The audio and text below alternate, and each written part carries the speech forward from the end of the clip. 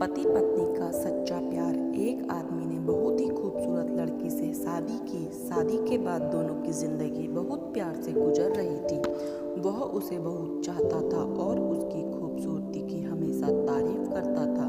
लेकिन कुछ महीनों के बाद लड़की चर्म रोग से ग्रसित हो गई और धीरे धीरे उसकी खूबसूरती जाने लगी।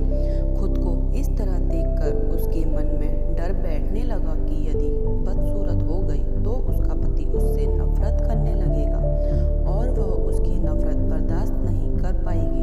और फिर एक दिन पति को किसी काम से शहर से बाहर जाना पड़ा और जब काम करके घर को वापस लौट रहा था तो उसका एक्सीडेंट हो गया।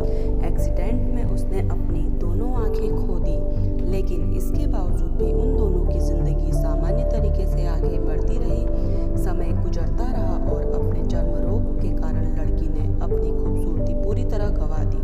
वह बदसूरत हो गई, लेकिन अंधे पति को इस बारे में कुछ भी पता नहीं था।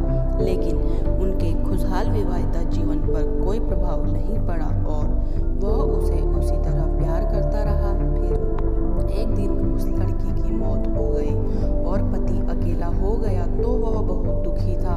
वह उस शहर को छोड़कर जाना चाहता था। उसने अंतिम संस्कार की सारी क्रियाविधि पूर्ण रूप से की और शहर छोड़कर जाने लगा।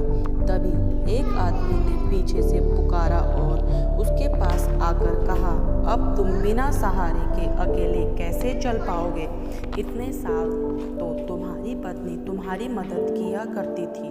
पति ने जवाब दिया, दोस्त, मैं अंधा नहीं हूँ, मैं बस अंधा होने का नाटक कर रहा था, क्योंकि यदि मेरी पत्नी को पता चल जाता ना कि मैं उसकी बदसूरती देख सकता हूँ तो यह उसे उसके रोग से ज़्यादा दर्द देता। तो इसीलिए मैंने इतने साल तक अंधे होने का दिखावा किया। वह मेरी बहुत अच्छी पत्नी थी और मैं उसे बस खुश रखना चाहता था। तो दोस्तों, हमें भी खुश रहने के लिए एक दूसरे की कमियों के प्रति आंखें बंद कर लेनी चाहिए ताकि उन कमियों को नज़रअंदाज किया जा सके।